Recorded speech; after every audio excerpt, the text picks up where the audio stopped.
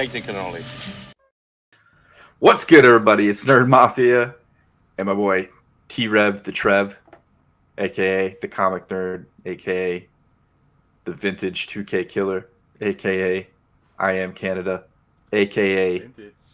a.k.a. If you haven't been here before, like I said, I'm Nerd Mafia. Maybe I need to actually name the show we're doing. Is that weird? Whatever you want to do. I always stumble on that part. It's like, I'm Nerd Mafia and this is Nerd Mafia. That doesn't make any sense. What am I talking about? You know? Yeah, we gotta name this show. This Power Hour we do once a week, I think. There you go. Power Hour. The Power Hour? I think that's a comic book. Whatever. What up, Daniel Fisher? I see you in the chat there spitting out cannolis. So if you couldn't tell by the title, tonight we're going to be talking about Daredevil Born Again episode 8, and there will be spoilers. There will be blood.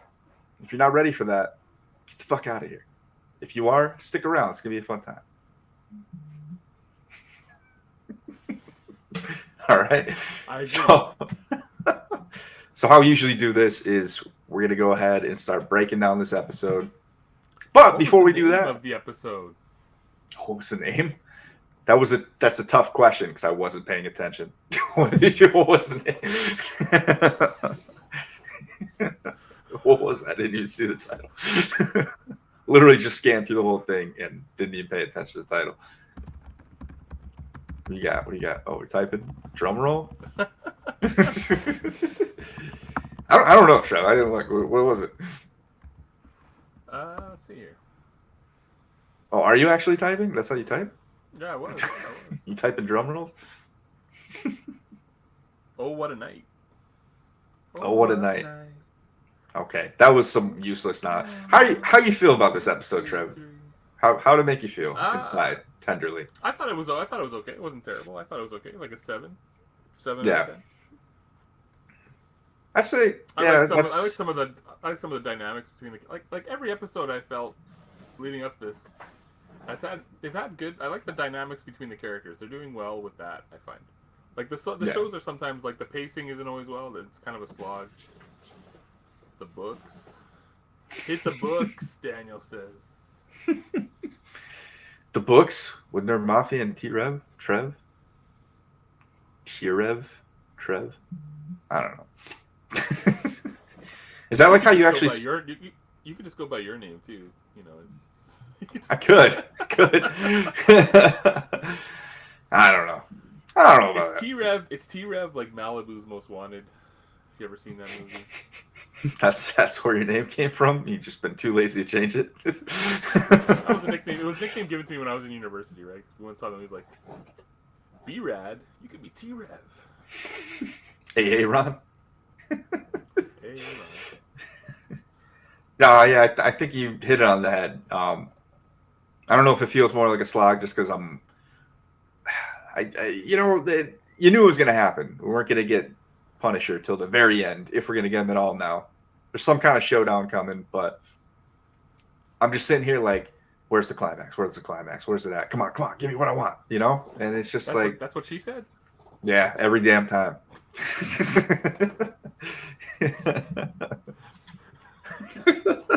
All right. Anyway, let's jump into it here. So, right off the bat, they teased the hell out of me because I saw this flower, and for whatever reason, in my head, I'm thinking Game of Thrones. Jon Snow. R plus L equals J. I honestly thought this was going to be I built up a whole narrative in my head, a whole plot. I was like, you know what? They're going to show this, and it's a strong hint of something. And then they're going to come back to this flower at the end. And it's going to be Foggy and Witness Protection. That's what I thought this was going to be.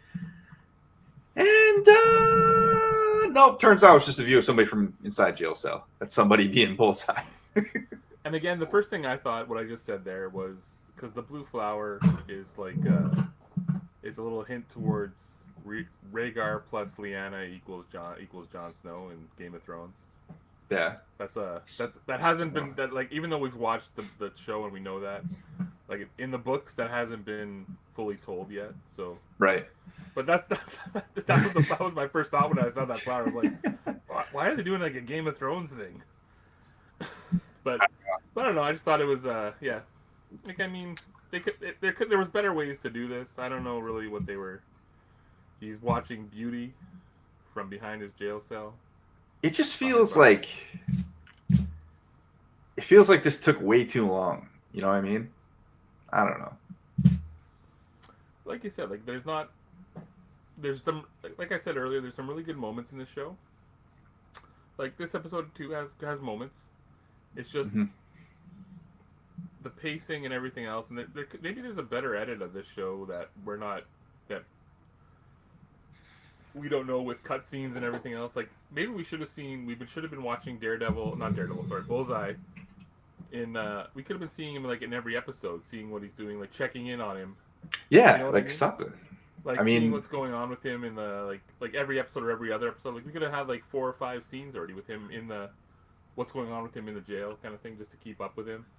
Yeah, it's you know what I feel like it's missing too, in the original series, the sub characters or supporting characters, like even like Ben Urich had like his own moments in the show. You know, like they did a little bit of that tonight with BB, but it's been like far and few in between. The real focus. So, yeah. How did you feel? So you felt how did you feel about like this and as it?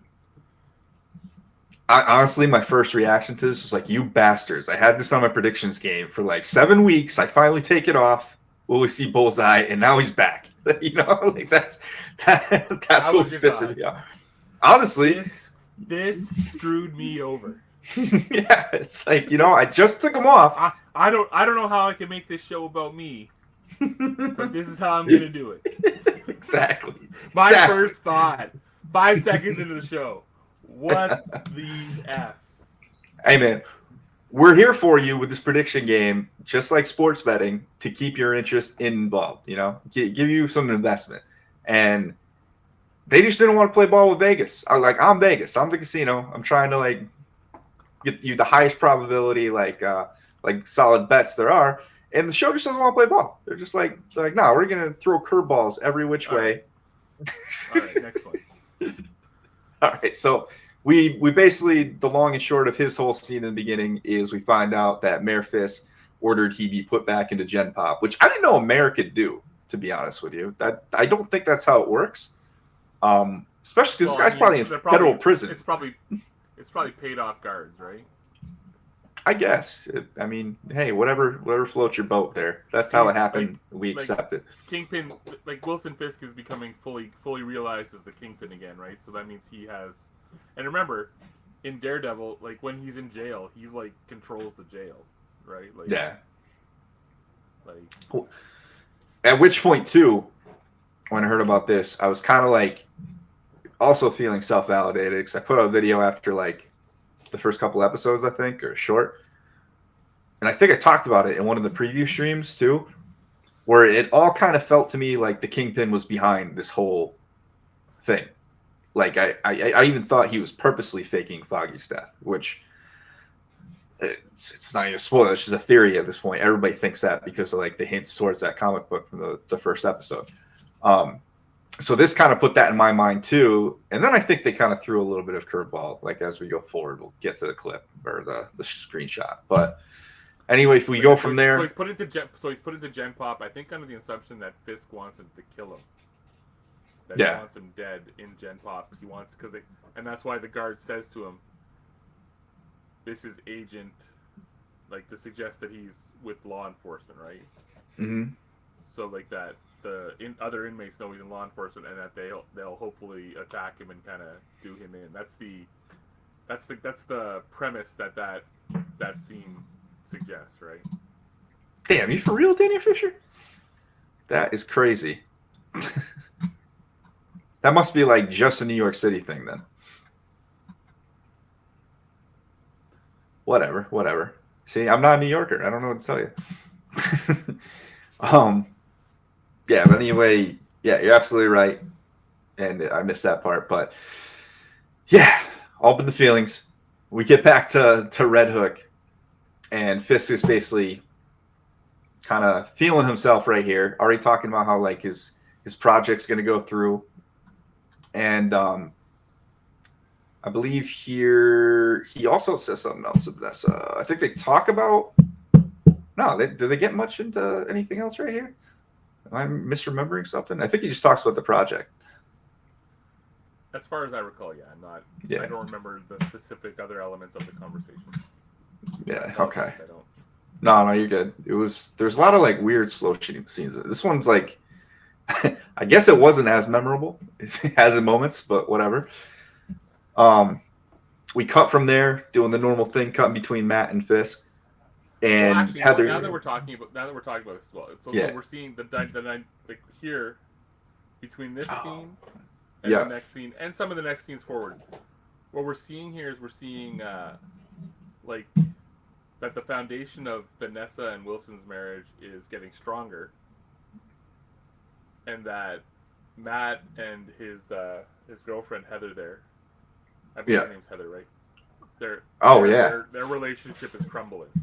That's a good juxtaposition, actually. Yeah. Right. Like as Fisk goes to the dark side, his marriage is getting stronger as well. Like his partnership with his wife is like in the beginning of the show, right? Like it's their relationship is crumbling at the beginning of this season, and Matt's relationship is kind of stronger because it's new, it's fresh, it's a stronger.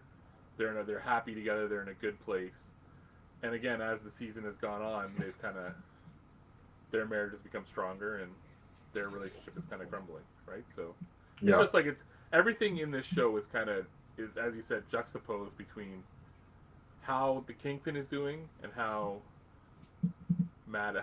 Daredevil's doing, right? Like they're clearly like they're co-main stars in this show, right? Like, it's not just really Daredevil's show; it's Kingpin's show and Matt's show. Exactly. I think if I remember right here too, she even asks him.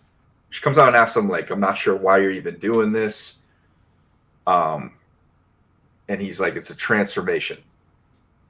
He says it's not something; it's a transformation. That's the most I remember of what they talked about right here. I can't remember if they bring up Adam at this point or they get to that in a later scene, like pretty soon. But anyway, we flip over to Matt and Heather, and she's going through her traumatic experience of killing somebody and basically letting the guilt out right here. That's basically the crux of this scene before we flip over again until they get an invite to a special ball. And then, and then Buck Cashman, I think he said his name. But and how does Buck know? And Matt questions, how does Buck know that you're here? Yeah. Why does all these kind of things, right? Like, because this is where he's cluing in that the Kingpin knows more about his relationship with Heather than has been letting on, right? So. Yeah, and he basically he's specifically invited to this. So the Buck drops off an invite that invites Heather to this ball, and Matt notices that he didn't get an invite, but Heather says, "Well, you can come with me," and because she has a +1 with her invite. But again, the fact that he didn't get one. But keep going. Go ahead. Yeah, and he's also though he's trying really hard to walk the line and warn her about Fisk without actually saying too much and giving up. He doesn't trust her to let her know about his identity, basically. Bold move, Cotton. See how it pays off for him. But bold move, Cotton. Back to the Ocho. Yeah. Anyways, we go back to Adam's cage. Basically, Fisk shows her what he did. He's like, "I didn't kill him. I made a promise to you." It's like, "Oh, thanks, buddy." And I wasn't sure how she was going to react in the scene, but they also, I believe they reference him, her show. Yeah, they talk about her sending Luca to him, and basically she just points out he was an idiot. It was getting pathetic to watch. So yeah. So I can't remember where we landed when we were talking about last time. I think you were dead set saying she's sending him to kill him. But I had a feeling, man. I had a feeling he knew what was up. It was a setup. I'm taking full credit. I don't even know if that's how it really went down. I can't remember, but I feel like I had a feeling. No. This proves that I'm right. This What? proves that What? This proves that I'm right. What the? I don't know what you're talking about here, but yeah, like clearly her and the Kingpin were planned out his murder, right? So like he knew that he was coming last episode. Anyway, so we get to the I don't know if you have the next slide here, but she skip ahead. Hurry. Don't let him rebuttal. No. But I don't know if you took a screenshot of it, but there's a great on scene. Oh, no, you didn't take a screenshot of it. There's a great they keep flipping back. Okay, no, yeah, okay. Yeah, it's basically because they're going back and forth between the two things. Yeah. Yeah, we talked about this already. He's like, yeah, sure, I'll be there. I'm just gonna take off. Like, boom, that's that. And she kills him, and then I don't know if you took a screenshot, but like they're kind of like hugging and like kissing, and like you see Adam's dead body. I got it perfectly. I was like, I knew, boom, simpatico. I started to actually take the screenshot, and then without them when they weren't focused, and I'm like, nah, I want this part. Yeah, I was just like, this is such a sick, twisted bastards. Yeah, like she did not hesitate. She's like, she shot him like 3 or 4 times, once in the head. Yeah, and like and like it's we can't show it here, but she went off. He had to like take the gun from her, and I'm like, this is a very artsy moment, but like it's like they're like getting stronger in their relationship, showing through murder. They're getting stronger in their relationship. You can't even like recognize his face, like in between like the heart in the middle of the. Yeah. He's like, I feel so used. At the same time, I thought it was kind of cool. But keep going. It was. What else was I gonna say? So that's another parallel, right? Because her juxtaposition, because they both kind of did the same thing. Heather kills Muse to protect Matt, and she feels terrible about it. She kills Adam basically to save Fisk from like the torture of knowing this guy even exists, and she's like, let me shoot him again. You know, he's literally got to take the gun from her hands. Solidarity and partnership, and so her killing Muse weakens their relationship, weakens Matt's and Heather's relationship. Vanessa killing Adam here strengthens Kingpin's and Vanessa's relationship. It's kind of interesting. Yeah, yada yada. Yeah. So Matt goes back to the office, talks with Kirsten. And I was expecting her to ask about like his talks with the conversation with Cherry and everything. Yeah, that she'd want to kind of know. Yeah. I kind of thought so as well. Instead, we get like talks about like their potential merger and like the stuff nobody cares about. Like they're talking about like finances with the other partners or potential partners. And it's like, okay, cool. And then they interview the douchebag here. Yeah, we'll get that in a second. First, our boy Daniel though gets a big promotion. Everybody's happy about that. You know, he's a good kid. Good kid. I like him. Becomes VP of Communications, right? Yeah. What was his title before that though? Just like a runner? I don't even know what his title was before that. So. I feel like he was like just a social media guy or something like that. I think that's all they really mentioned. But Matt just goes off on this client, like basically just like, yo, I know you're lying. Take the plea. He's like, whoa. And he ends up having a talk with Kirsten at the door about it. And he's basically like, what the hell's the point? You know, I save a guy's life and he's murdered the next day. He references the guy from earlier in the season who stole the fiddle faddle and everything else. Yep. Like guy's doing time for that. They're not doing justice here. They're not. And it makes me actually think of that comic panel from the Untold Tales of the Batman or whatever, where Bruce is talking to a law professor, and the law professor's talking to him about how like if there's 2 guys that are in a car and one guy wants to get out of the car, and while the one guy's asking to get out of the car, the other guy swerves into someone and kills them. Is the guy that wanted to get out of the car guilty of manslaughter? As much as the other one is. And Bruce makes a point of saying, no, he's not. No, he's not. He should be let go of. He wanted to get out of the vehicle. And the law professor goes, no, Mr. Wayne. He's just as guilty of manslaughter. He was in the car when the death happened. And he goes, that's the law. Because Bruce wants justice, Yeah. And he's trying to show, like, that's why it shows that, and it's the same thing. It's a similar thing here with Matt here, that like Matt in this moment wants justice. He doesn't want the law. He doesn't want what legality will, what the legal system provides. He wants justice for people. And Yeah. like that's but that's Yeah. not always how it works. But yeah, and through this he gets into it because of that. I think Kirsten is almost on the verge of thinking like, what did I tie myself to with him? Because all of a sudden he's becoming like a rogue element in the thing here, right? And then they're talking about finance and everything. So it almost seems like by the end of the season she's gonna cut ties with him. Is what my sense is.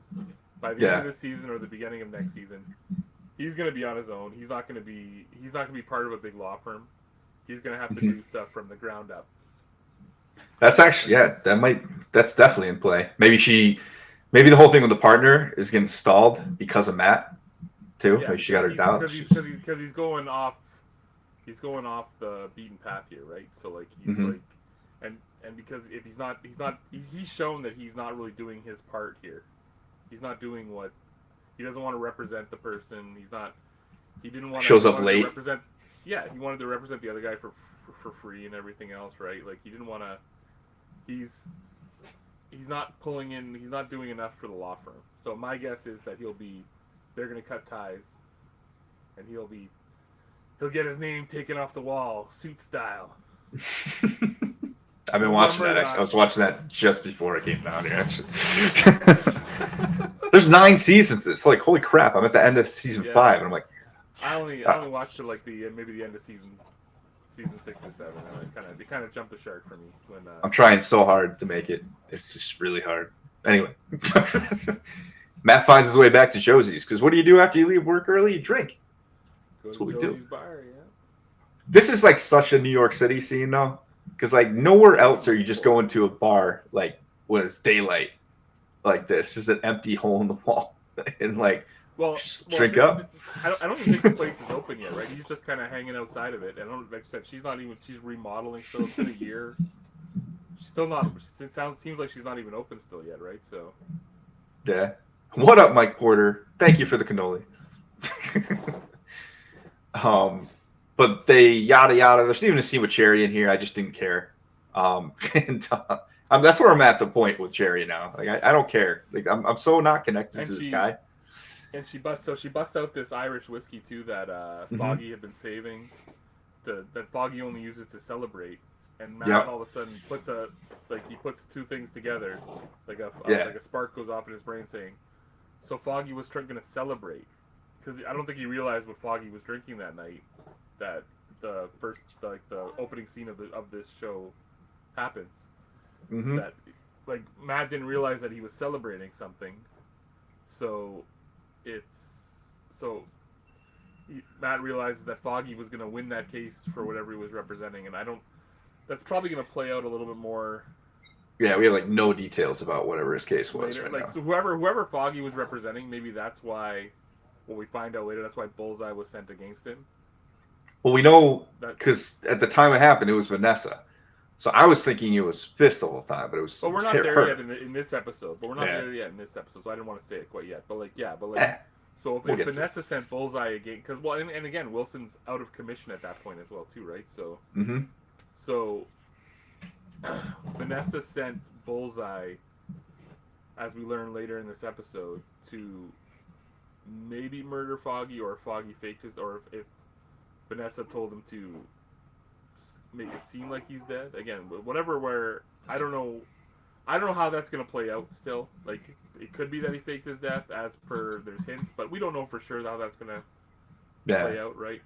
Daniel Fisher's hinting at the guy that basically set him up, or Bullseye used to figure out what Foggy was. We don't know if that was the case, though. We just know he knew that was a client of his, So we have no clues really as to what case Foggy thought he was going to win. I would think if he's busting out the big liquor, it's probably a bigger case.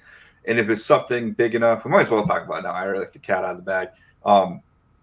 If it was Vanessa doing it, then it had to be something like threatening her business interests against her organization, right? Something he was going to win a case against what she was doing. something that she was doing, right? So like it was, yeah. It had to be something pretty big, and I guess we'll get into ramifications of that in a few screenshots from now. Yeah, he goes from that to kind of flashing back, Foggy celebrating that night. And then we cut to him. He decides to go back and talk to Bullseye, who we missed it in one of these previously screenshots. invited him. Bullseye had previously invited him to come visit him at the jail. Exactly. Oh, and I think that was actually when he was talking to Kirsten the first time at the office. She tells him about that, I believe. And I thought this was hilarious, actually. Well, for one, because he's got that accuracy, they got to bundle up his arms together the whole time, wherever he's at any moment. That's crazy.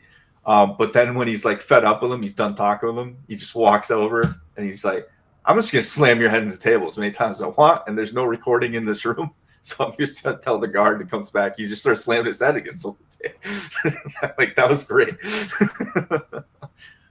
This is also kind of fueling the thought and idea that Matt is basically like, he's done just like relying on the law. He's firmly sliding back into being Daredevil. He's like, I'm going to take things into my own hands. I'll use the law where I can, and then I'm going to do what the law can. And we hear Bullseye say, thank you. Mm-hmm. Thank you, Mr. Murdoch. Thank you, Matt, or whatever, because in this scene, you see... I don't even think I got Bullseye a screenshot smile. of that, yeah. You see Bullseye smile, and he's missing his tooth, right? So that means there's a tooth loose in his mouth, which any kind of loose item makes Bullseye very dangerous, right? So... Which is crazy. Right away, so the audience is put on guard that Bullseye is going to do something. I didn't catch it at all when it first happened. And then when we get to, he shows the loose tooth. You didn't clue into that at all. I heard him say thanks, and I'm like, what are you thanking him for? Whatever. And then we go to the next scene, like, oh, you bastard. Are you serious? It just didn't hit me, man. It just didn't hit me. I don't know what.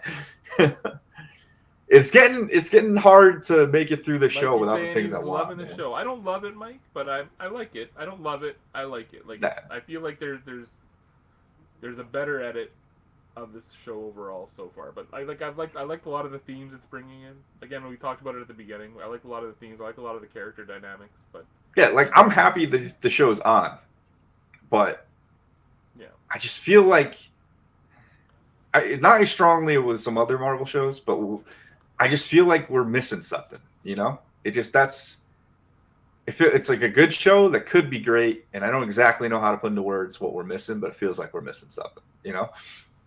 I think the show isn't constructed very well. Like, but again, there's moments in every single episode that I think are really good. Oh, I mean, even just a lot of the way this is like shot, and like the art behind it. Like, there's something in every episode you're pointing out that I didn't see, or like there's just hidden details that make this actually like a really well put together show, but at the same time, you could tell it was kind of edited together, like a little weird, and that's what's kind of throwing us off. So now we're at the party that Heather was invited to, right? And we're in with BB and the new VP of communication for the mayor. No, this is the assistant. This is the scene where he tells her, he's like, I used to care. So I used to care what you thought of me, and now I really don't care anymore. Fuck off. Yeah. Pimp Juice by Daniel. I had to put that screenshot in here. Our boy's all grown up. He's grown up, and he's grown up good. Right, Mikey Porter? Okay. Right? No. All right. Awkward moment. Let me see. And then we get over to he talks to BB, and he's like, he's got some infatuation with BB. He just wants to get laid or what? But it's my poor Jesus. Look at this. Like, you ever like just virtually felt the cold shoulder? That's what I just got right here from Mikey Porter. So I'm not even that interested. I think he's half seeing her. I think he's like not. I think I was under the premise, or I was under the idea that he's maybe like they have like a situationship or something. I think, well, was about to get to. I don't think I had it right after the scene, but we'll come back to it in a second. But just wrap your minds around that. In between that, we get this really hot lady that's also in the pit and like looks amazing in that dress. Talking to the swordsman real quick. She was in an earlier episode when Wilson was like crowdfunding for his Red Hook project, right? Yep. And we get her for a moment. So something's going on with her just appearing. Then we find out that Bullseye used that to his advantage. And yeah, I swear to God, the doctor stitches the doctor. We cut to a scene a little bit before this. The doctor's stitching him up. The doctor leaves, and the guard's about to. Only one guard one guard on a man that's super dangerous. Yeah. In a hospital room, or not in the hospital wing of the prison, and it's like. I mean, so he got his hands taped up. You figure you're good. He spits the tooth at a velocity to go through the prison guard's eye and cause massive blood. Hey man. Spits the tooth out of a lot. Like I like it, but I mean, you gotta. I didn't know you could spit a tooth, even with extreme accuracy. Without a bamboo stick too, just freeballing it. With extreme accuracy, and have it go through a guy's eye. Clearly, he knows how to roll his tongue. And it completely. It's like a bullet. Like the tooth, it's like a bullet right into the guy's brain. Maybe, I have no idea. But anyway, after that, he gets the keys. He unlocks himself, picks up some instruments, kills the nurse or the doctor there, and yeah. And that brings me to escape. That brings me to our first segment from our first sponsor, and that sponsor is Mikey Porter. Shut your mouth. Shut your mouth, Mikey Porter. States are not numbered. All right, thank you for that moment from our sponsor. But yeah, like you said, he gets freed by just eliminating two guys in a room with a spit wad, and then we move on to a little while after. This dude just grabs one of their uniforms and sneaks out right in the bus that they take to work, which I thought that was pretty slick. He even scans himself in with the dude's ID card. Artemis, wait, what is this? I didn't even know I allowed links in here. Look at that. I think he's talking about who that blonde actress is. Gotcha. Oh, Dana Fisher's a mod. I think that's why I get that. Yeah, I love her. I'm all about her. Let me see. All right, so from there, we jump over to Matt showing up at the ball. Did we skip again here? No, we're good. I got these in order. Okay. Matt shows up to the big dance, like right before Vanessa's trying to basically pimp out his girlfriend. Matt shows up just in the nick of time. Yeah, because we see Vanessa approach Heather and say, "Where's your boyfriend?" And then we'll find you a guy, right? We'll find you a guy. Yeah. Nothing bad ever happens after that happens. You didn't take any screenshots of that. That happened there was a scene before this, but yeah. Before this one? But yeah, so Matt comes and confronts Heather. Yeah, he's like, well, he's not necessarily confronting. He's like, "Hey, Heather, I'm here." But at the same time this is happening, you see Kingpin starts talking to the swordsman. No, that's coming. No, that's right here. That's right here. Yeah, it's coming. It's coming. Hey! It's coming up right after this. I promise you. Okay, look, see. And I like that Kingpin's all decked out in white here. Like, you didn't show his entrance, but yeah, when Kingpin comes out all in white, that's the Kingpin's classic look, right? The Kingpin's classic look is the fully white outfit, fully white suit, and everything else. It's a great look. Vincent D'Onofrio looks great in this. I've seen him think. And so while Swordsman and Kingpin are talking, Matt is not paying attention to Heather, and Heather's cluing into that because Matt's like using his enhanced hearing to listen to their conversation. Which she asked him a question, and we don't even find out how he gets out of that. Like, how's this guy's a magician? It keeps cutting back to him. And whenever it cuts back to him listening to them, Heather's not even talking to him anymore. She's just like it's not they're not showing her like acknowledging that because he's clearly not paying attention to her. she got fridged while being in the scene somehow. That's amazing. Like he doesn't even have to answer questions, nothing, and they just move on. Like it's like she was like an NPC. Yeah, well, she says it one time, like, "Are you even listening to me?" Yeah, yeah. Well, then She, what did I say? yeah, exactly. She actually asks him to repeat what she said, and then we don't get him even trying to. They're like, nobody cares. He screws over. Yeah, he just goes. Like, nobody cares about this fight. Let's get past this. But he basically blackmails this guy into being a contributor. Because there's a video of him dressed up in his outfit as being a vigilante, being Which the swordsman. This scene to me confirms like if there's gonna be some big duel or battle between like the task force and Matt, like whoever Matt can scrounge up, like this guy's in it 100%. He's coming to help Matt. We'll get into that after we get to break this down. But we get an interesting scene here too where a reporter sneaks in as a waiter and tries to get a picture, and one of the task force guys catches him and basically just ruins this guy's hand for life in that. And the commissioner's like, "Hey, you don't do that." Yep. And then Powell stands up to the commissioner and says, "No, we're hired by the we're under the power of the mayor now, but we'll do whatever the fuck we want to do." We are the Gestapo. We do what we want. And he puts his hand into the deep fryer. Yes, that was painful to watch. Not gonna lie, that hurt a little bit.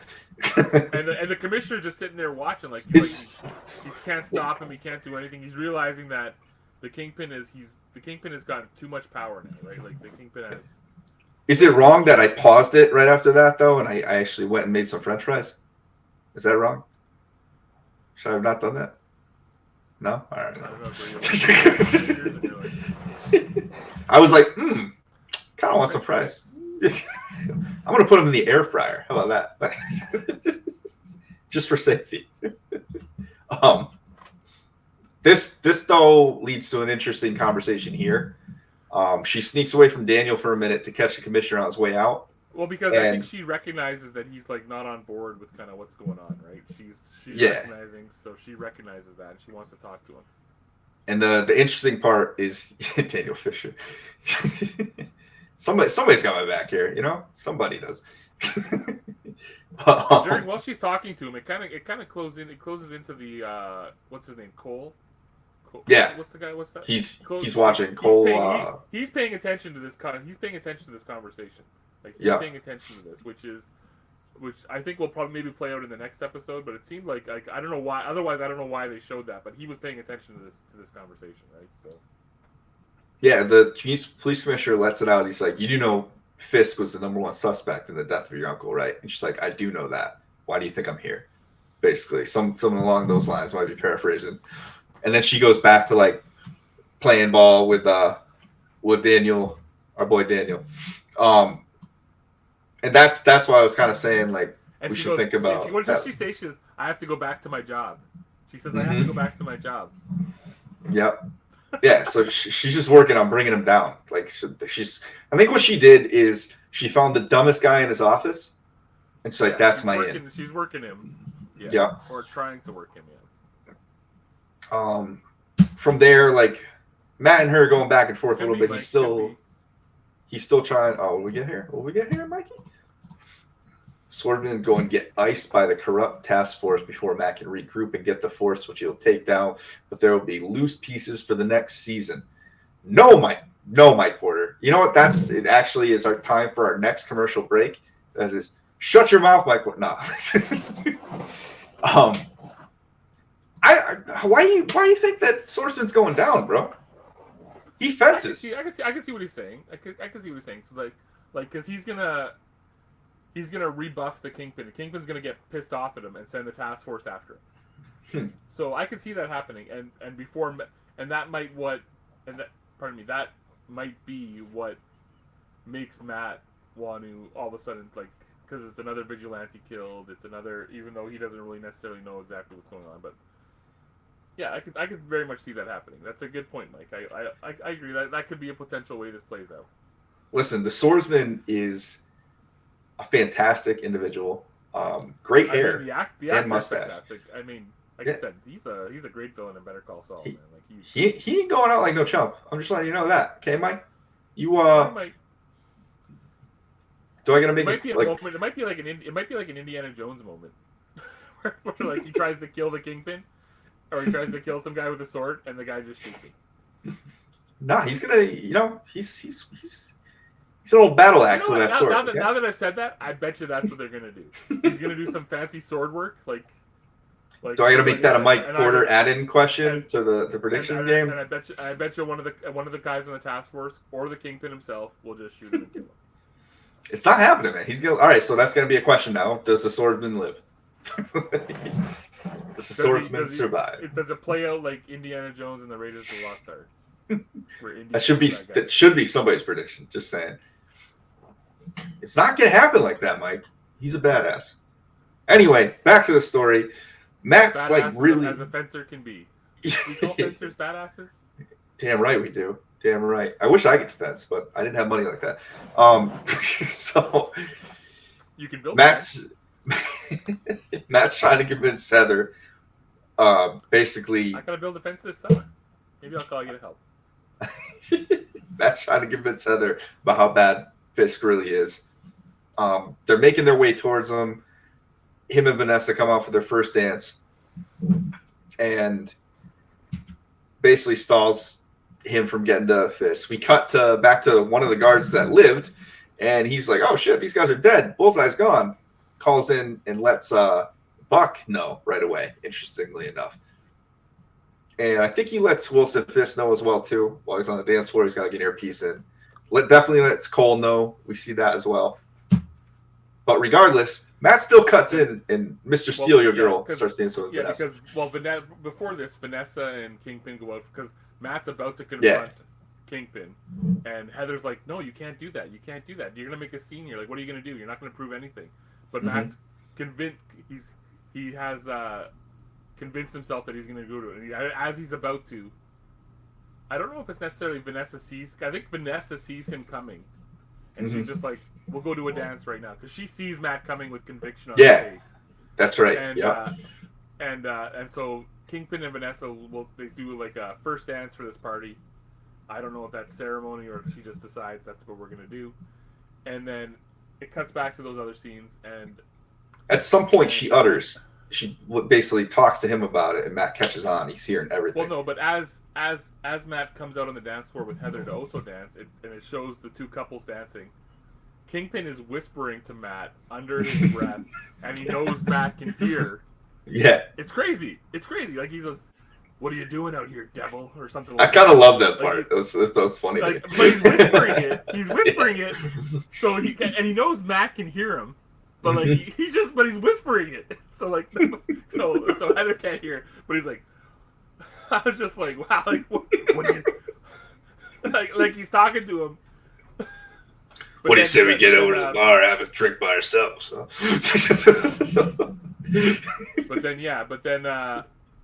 But then Matt somehow in that moment Matt realizes that Vanessa's the one who Matt begins to realize that Vanessa is the one who sent Bullseye after Foggy, and so that's I forget exactly what gets said. He decides to cut in that moment and have a conversation with Vanessa because he realizes that, but he needs to talk to Vanessa about what happened to Foggy, like why, and he's accusing her of like, why did you want to kill Foggy? He wants to know and all these kind of things, and keep going. I think she starts to let the cat out of the bag, and then that's when Fisk jumps in. And he's like, not here. Don't talk about it when we're outside of here. Yada yada. He's like, I'm still flirting with Matt. You can hear me. Cut it out. So then, and he's kind of slow dancing with the other girl, kind of like he's still dancing with Heather. And he's like sashaying beside her, kind of thing. He's like, hands off my wife, you big bitch. Keep him above the waist. He's just okay with everything. He's okay with Matt having a conversation with Vanessa. It seems like I like it, but at the same time, like it's just like it's like he just lets Matt cut in, and he's not gonna like he really kind of lets Matt get away with a lot. Oh yeah. But yeah, like just in the name of maybe not causing a scene. So I don't, but like it's, but then we cut to the scene where Bullseye has arrived at the party, and he's killed the guy with that fork thing from the deep This fryer. See, this is interesting to me right here. I'm not like a total gun nut, but one thing, he's right above them in a balcony. It looks Does he like need a 20 sniper feet rifle? away.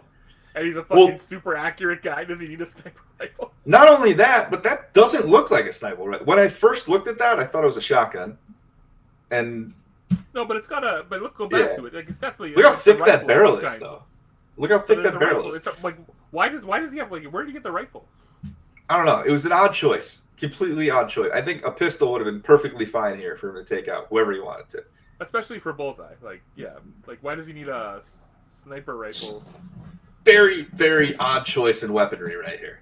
Well, Like, I guess the guy on the balcony probably had a sniper rifle. The guy, so that's the gun he had, right? So I assume that, but yeah. Like you need no scope from the distance he's at right now. Like Yeah, and not very far.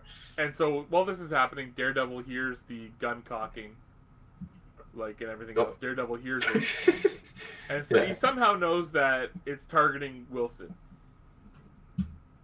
It's like again, like he hears stuff, but like it's interesting that he.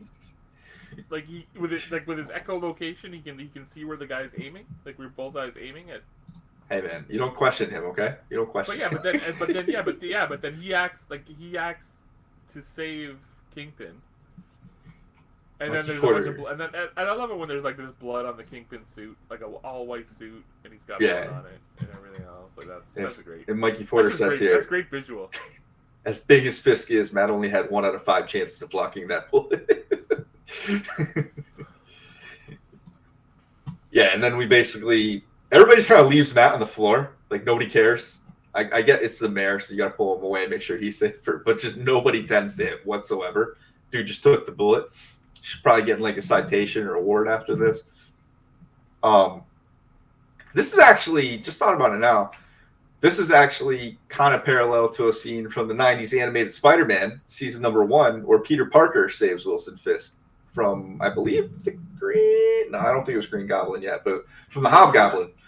Oh, hell yeah. That was my show, man. Yeah, he saves Wilson Fisk from an explosion by the Hobgoblin. He jumps over and pushes him out of the way. It doesn't take a bullet, but does something real similar to what Matt does here. And that's when he thinks the Kingpin is still a philanthropist and everything too, though. He doesn't know the Kingpin's history at that point, I think. Yeah. But yeah, then we get to this scene with the dark red tint, and that will be that. But like I said, I gave this episode like a 7 out of 10. I thought it was good. Like again, but I'm just and the series overall is probably around there as well, like 7, 6.5. Like it's okay. It could be better. It's okay though. Like it's. But I can't minimize this. Like I think a lot of us expect more from Marvel. Like a lot of us expect, and I understand, Mike. You might have loved the show.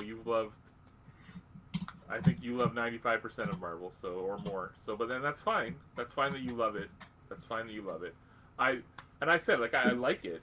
I don't love it, and I think it could be better. I think there's a lot of room for improvement in how they've constructed this show, and there's a lot of room for improvement. I can't sugarcoat that. There's a lot of room for improvement. Absolutely. Like it's okay though. It's okay. I like it enough. It does the job. And we'll kind of see how the last episode plays out. I hope we get a lot of good action in it. I hope we get a lot of intriguing things that maybe set up intriguing threads that maybe they don't have to close out threads necessarily, but intriguing threads that go into the next season maybe. Like I said, like I hope we have a good finale. Does not want to let me. Yeah, and like I said, Daniel, I agree. I enjoyed scenes I've enjoyed a lot of scenes in this show, period. But like, I just think there was a better way for this show to play out, and I think this isn't the optimal way to have done it. But like again, I've enjoyed. I can't say I have. I've been not entertained by most of the show. I don't know. I think that the task force. Like, do you think? Like, let's say. Like, Daniel brings up a point. Do you think the task force is the focus of next season? I don't know if the task force will exist next season. Yeah, I think they're gonna eliminate it in this last episode. And Mike, that's okay. And Mike brings up that I like the MC, like, and that's okay. Mike, you're a super fan. There's a lot of super fans. There's not. I'm more of a. I've loved comics my whole life. I love Marvel. I love DC. I love Image. I've loved comics my whole life. Like, I don't get me wrong, but like, there's certain way that things are adapted that not everything's gonna be a hit. Like, not all comic books are a hit. Not all things are a hit. There's some things that where the ideas that are presented are better than what the execution of the show is. And like the ideas presented in the show are good. I like the ideas, I like the themes, I like all of these kind of things. I just think Bingo. that the execution, you're left a little lacking on the execution and how the show is presented. But there's definitely been worse though, like worse shows than this. Yeah. Like I'm not hating on it. I feel like I said before, I just feel like there's something lacking, and I can't exactly put my finger on it. Like, I think the show's just not. It's not tightly done. Like, it's not. There's better things that could have been done with the way everything was presented. Like I said, I would have made that bank episode a two-parter. I would have had more interplay. I've had maybe had Muse in the bank as well. Maybe I would have had like where he's talking to Muse and he doesn't know who Muse is, but he's like, you know what I mean? Like, you could have done something like that. You could have had more a better understanding of why that bank was being robbed. It could have tied in more to something else, like than what we. Other than just that one guy maybe stealing it for that his boss was the guy that maybe like that butt killed, whatever in that other episode. But yeah. What's your final rating on the episode? What did you think? Yeah, somewhere between the 7 and 8 range. Yeah, Daniel Fisher, definitely better than this show. That was crazy, but I like how what Daniel like what Nerd Mafia said here a little while ago, that like there's still scenes with Punisher to come, right? So, and someone on that task force killed the White Tiger, so Punisher's gonna want some comeuppance, right? So, honestly, I think that's what's making me more reserved on like being all in. Is I know he's coming. Pause. I know he's gonna be in it at some point, and it's just like every time he's not, I'm like, damn it, you know. And you're just pulling hard for him to come. You nailed it, buddy. You got me. Oh, we finished editing these freaking predictions. Jesus Christ. Oh, Lucas guy, yeah, Lucas guy. That's right, Dan. Let me see. Fucking guy. Yeah. What do you guys think? I'm just going along with what you're with how you're talking. I'm just kind of. What do we got from what we got in the chat? What are your ratings? Let me know.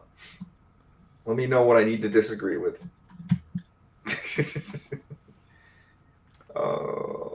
As I fill in your guys' totals from last week on the predictions episode. I signed up for a WSOP event in Toronto for a couple weeks from now. Oh yeah, really? Yeah, there's a circuit event. There's a circuit event for a ring. I'm not playing the main event. The main event's like $2,000 or $3,000, but I'm playing in one of the I'm going down there for a union convention on the 23rd of April, and to Toronto, and like and so that WSOP circuit event's running from I think tomorrow till like the 22nd, and there's like a $500 or $400 tournament. 22nd I'm going to play in, but it's just cool. It's a WSOP event in Toronto, so that's cool. The day before my convention, yeah. So is it like a play-in tournament, where you get a token, or? It's a 400. It's a tournament it's a $400 rebuy tournament with I think we can have to up to 400 people in it. It's a $400 person max. Might be a prize pool of something like a couple $100,000 or something like that. Yes, Mikey Porter, you have to say your ratings. I need to know it. You got to put it in writing, or it doesn't exist. Literally, you don't exist unless in writing. Daniel says 7.75. 9 out of I 10. feel like Mike's just gonna go like, what's the remember the No. what's that movie with Oh, I thought he was gonna go 10 out of 10. That's what I thought too. You know what's the remember that movie with James Vander? What's the football movie with James Vanderbeek? Varsity Blue? Dan! Varsity Blue. You knew exactly where I was going there. Dan! Alright.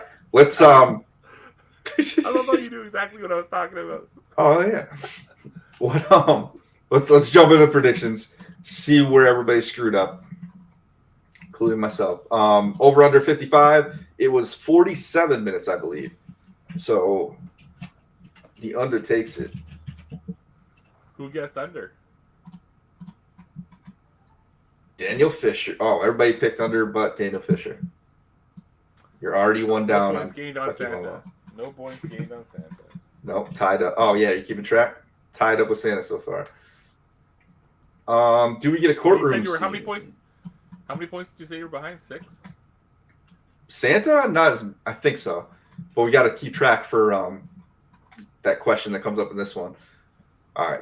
Do we get a courtroom scene? That was a no. Close though. And damn, Santa up on me. No, he's up on me by 1. Okay. Does Matt visit a confessional booth? What? We both got a point the first. Wait a minute. Yeah, we both got a point the first one. He got 1. I didn't get the second one. So +1 for Santa. How did he get 1 the second one? Right here. He said no. Oh, and you said. Oh, I said no too. All right, never mind. Just kidding. We're still tied. Yeah. I don't know tied up with Santa. But you got a point on him here. You got a point on him here. Yeah, he always says confessional booth. So we'll take that. I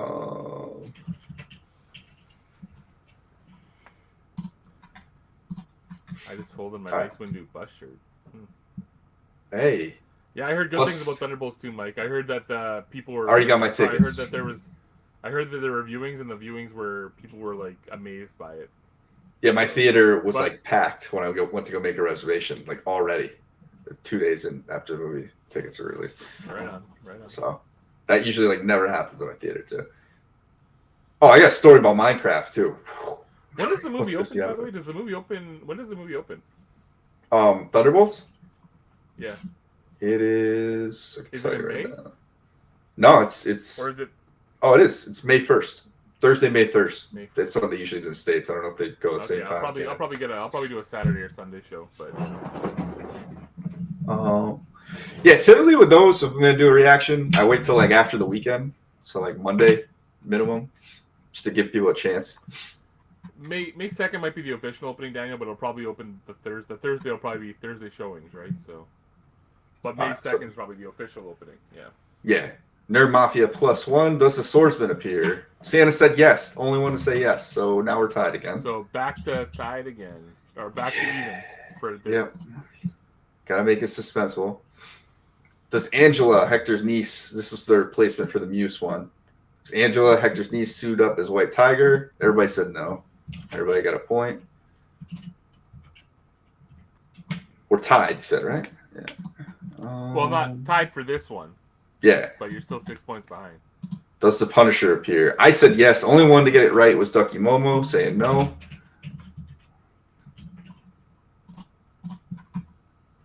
Is there a BB report? Daniel Fisher, only one to not get a point here. Might get passed out by Ducky Momo here.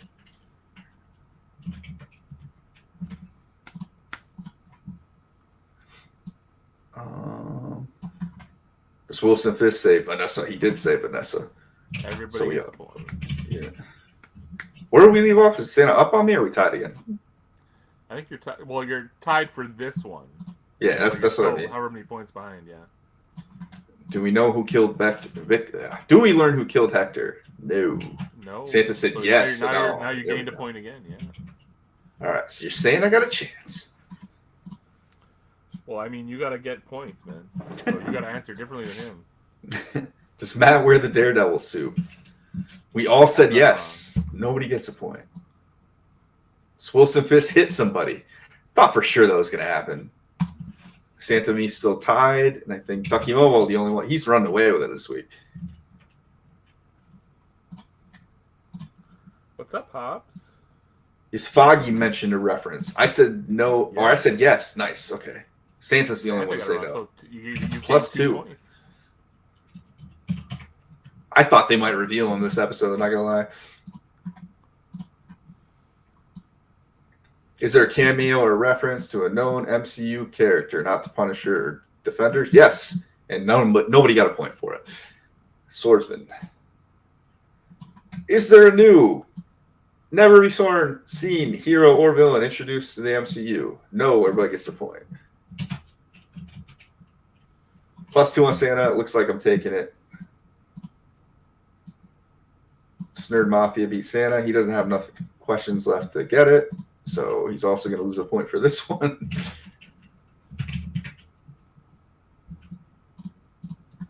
We're going to kick him right out of the leaderboard.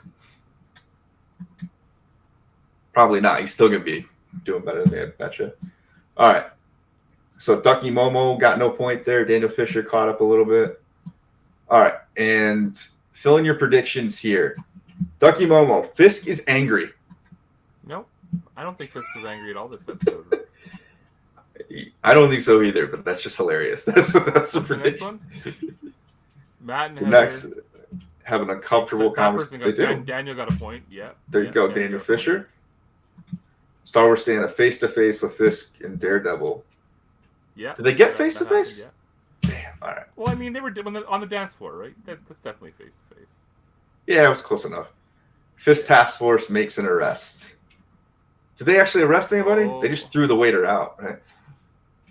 I would give you the point for that. They had a significant interaction with someone they were gonna throw out of the. Yeah.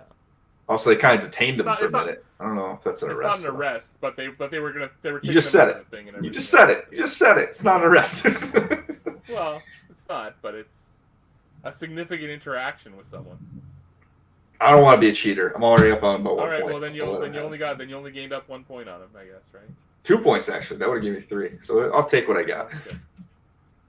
All right. So what we're looking at is for this week. Ducky Momo gets 10. I got 10. Look at that. This is the first week I think I was in the lead ever for this show. What are we talking about? They made an arrest out of scene? For who? If they did, I can't think of it off the top of my head.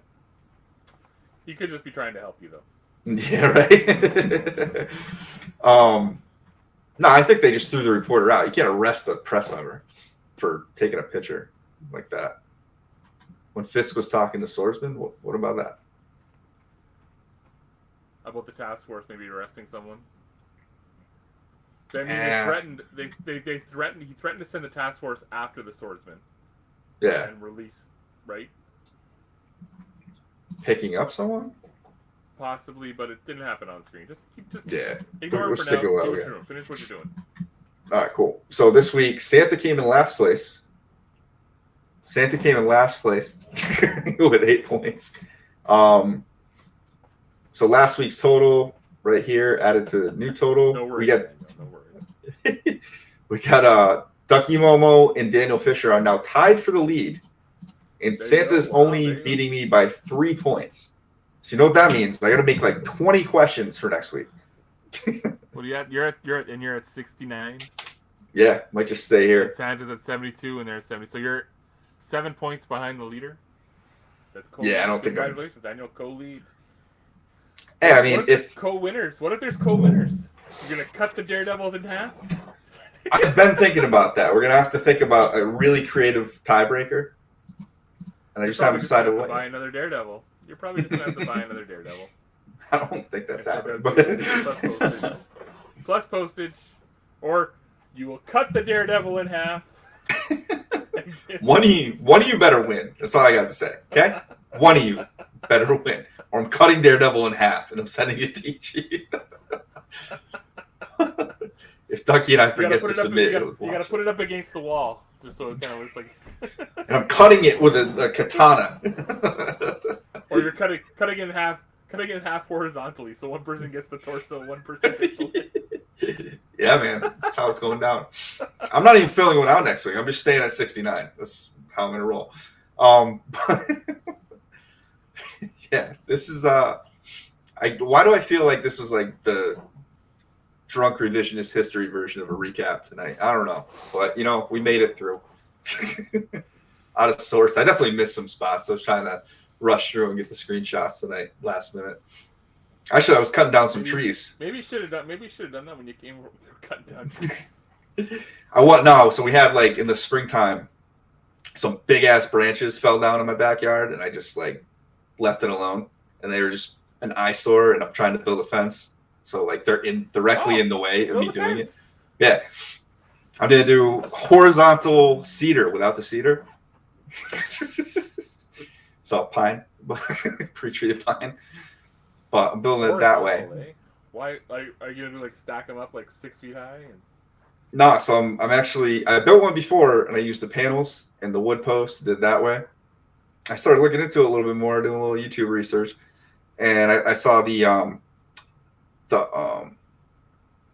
what is this from that Roxy's? Okay.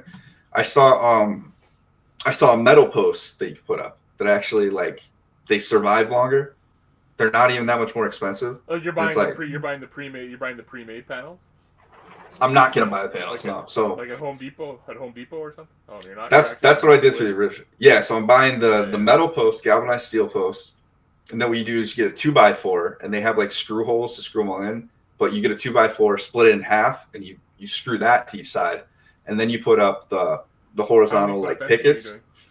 I think I'm gonna section it because the main reason I'm even doing this, I was just gonna do chain link, and then my neighbors abutting my backyard cut down all these trees and brush that were providing like perfect natural screenery. Privacy, and now I can see everything back into the neighborhood, and I don't like it anymore.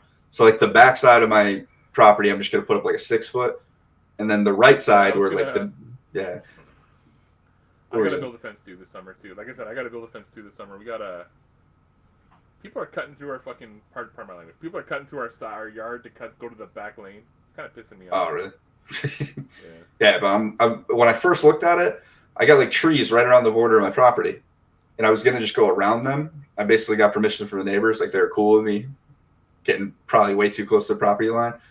And then the more I looked at it, I'm like, this is gonna be such a pain navigating around these trees, and then I'm gonna have to clean up some of my own brush. I'm like, I'm just gonna build it like 4 feet or more into my property and do it that way. I don't care anymore. I think I'm gonna do 6 in the back, and then I'm gonna come down to like 5 feet for the side. So you got to rent an auger and all that kind of shit. So no, so that's the beautiful thing about these posts. You're gonna dig the holes? No dig. So these galvanized steel poles, right? They're hollow in the middle, and as long as you get the right adapter, you get the post pounder, and you just pound them in. Yeah. Same like way you would with like the metal poles for a chain link. And you're still gonna use concrete or anything too, though? No, you're not. Nope, you don't have to at all. As long as you go down like 2 feet, you're good. Like they're not going anywhere. And especially for the long side I'm going to do, that's going to be 5 feet fences. I'm going to go down probably like 3 feet. Send me stuff on Discord or whatever, Facebook. Yeah, definitely. I want to see what it is. I've been like, this has been my life for the past couple weeks. I also have to build a fence this summer. So like I got a video I'll show you. The guy I subscribed to on YouTube because I was actually like, he's got some awesome videos just showing you how to do it. He's all about it. And you're actually in better shape because I think the one you want to go with is like the Postmaster brand ones, but they're way more expensive and I can't find them around me. Like nobody delivers them for some reason except like this guy, and it's double the price of like the same exact thing. It's like a galvanized steel. It's just not this brand. So I'm just going a different route and do it that way. And Betty, basically, I don't know if you guys... All of a sudden the power hour became about building fences. Yeah, exactly. I'm thinking about, it's like, how long have we been talking about fences, right? I'm all into it, though. Hey, man. That's what happens when you become a middle-aged man. You start talking about shit that young kids don't care about anymore. Mikey's all about it, though, right, Mike Porter? If you're still here. The post-pound, Senior Fisher. Tons of innuendos tonight, but no, that's your endo. No dig. That's the most appealing part to it. No digging. So you just got to get like the post pounder with like the Well, last basically time I like built a ladder fence, I type. rented an auger from Home Depot and just kind of like one of those Mhm. one of the mechanical augers, right? Because I've actually done I've done the actual auger where you're doing it yourself with your arms. Yeah. And everything else. Oh yeah, I've done the one like this, like the wood. That's how I did my old fence. So we just dug it like that, and I'm like, I'm not doing that. And then when you look I'm into not it, in my 20s anymore. yeah. Well, what we actually originally did was it was like me, my father-in-law, my brother-in-law, like did like half of the fence, right? And then and we did it like perfectly. It was like lined up great. And the 10 years I lived there, that fence was perfect. Like the posts weren't moving. My dog would jump on the fence all the time. Pitbull not knocking it down. Wind was swaying. But then while we were on our honeymoon, my father-in-law thought he was going to do us like a great favor. And he did the other half by himself. And needless to say, yeah, that it was so bad. Looked nothing like the other side. But regardless, with like the wood post one, Hey, right? thanks, Yeah. John, or whatever your last name is. Like, don't ever come into my yard again. Yeah. Where the wood post meets the ground is where it starts to rot. So it's like it's gonna happen no matter what. So it'll last you like nowhere near as long as like the metal will. So metal's good forever. So it's like I might as well just do this. And the cool thing is building your own panels. Yeah, Once you put those 2x4s, but wood posts do look better. They do look better. well, here's the other thing, dude. Wait till I send you this video. Like when you put the 2x4s, like in the slots for it, you're gonna take each picket that you buy and just nail it in. You're making your own panels, so easy to repair too. Because if something breaks, you just take that one off, put a new one on. And then also after you're done, you take a picket and you just cover up where that metal is, so it looks like you're not gonna see the metal anywhere. It looks like you just made a wood post. Dude, I'm telling you, when you see this, and the horizontal one looks cool as hell because nobody has horizontal. They all have like the store bought. Yeah, well, like, when I'm, like I said, when I've been kind of pricing it out, I was seeing the pre-made panels at Home Depot for like, like $600 or something like that, or $500. I think they might have been. Maybe for me, your guys' money is crazy. For like two of them, it was like $500. I think for like two of them, I think it was $500. Yeah, that's crazy. Your guys' money definitely doesn't go as far as ours. I think I was seeing them at Home Depot for like $50 a panel. Maybe that's what it was. I haven't looked in a while. So last time I looked was probably like 4 months ago. So, but because like I know I have to build it this summer, but I was kind of like that's when I was kind of pricing it out. It was around Christmas time. I was kind of starting to price it out. So yeah. Dude, I can honestly share this YouTube video right now. I'll share it on the stream. We'll stream snipe this guy. Let's watch the fence. It's turning into a fence stream. I'm all about it. I'll show it to you after we get out of here. Pull that up now, actually. But so yeah, that's what I've been researching for the past like couple weeks. I'm all into it. But then I went out there as I'm trying to do it. I'm like, damn, I got to cut down this tree and that tree. I got to buy. All I was cutting branches down with too was like the chainsaw attachment for the weed whacker. So I got to go grab a actual chainsaw and take down a couple like stumps and trees that are in the ground and get those out of the way too. But that's why I was so busy. Pain in the ass to get out of the fucking ground. Like one stump or like a bush like killed my cousin's chainsaw like last summer. So I'm like, damn. Well, you want me to reimburse you or do something with that? He's like, nah, it was on its way out. I'm like, all right, cool. But yeah, that's how the story goes, folks. And tune in for more fence talk with Nerd Mafia and Trap. No? All right. No, it's not a good one. I think we're all generally fatigued here. We're talking fences. Daredevil rocks. Hopefully we see some Punisher. I promise I won't skip the preview stream next week. I won't do it. I know I've been doing it just because, it's easier sometimes. But I'll be back Monday next week. I'll dig in, talk about what I think is going to happen in the finale. It'll be marvelous. You'll actually witness me putting in my answers. Marvelous. And I'm going to start, real good news, I'm going to start talking normally soon because these stupid braces are coming off in like 2 weeks, and I could feel like myself again. It's only been like 2 years, but I got nice teeth now. Yeah, but I can feel myself like. Oh, Jesus. All right. Anyway, we're out of here. Have a good night. Have a good weekend. And that's all I got. Stay off my grass. Exactly. Nerd Mafia, forget about it. We run laps in 12 parsecs, maybe less, and done flat. A good fella here to bless them all with fun facts. Leave the gun. Technical knowledge.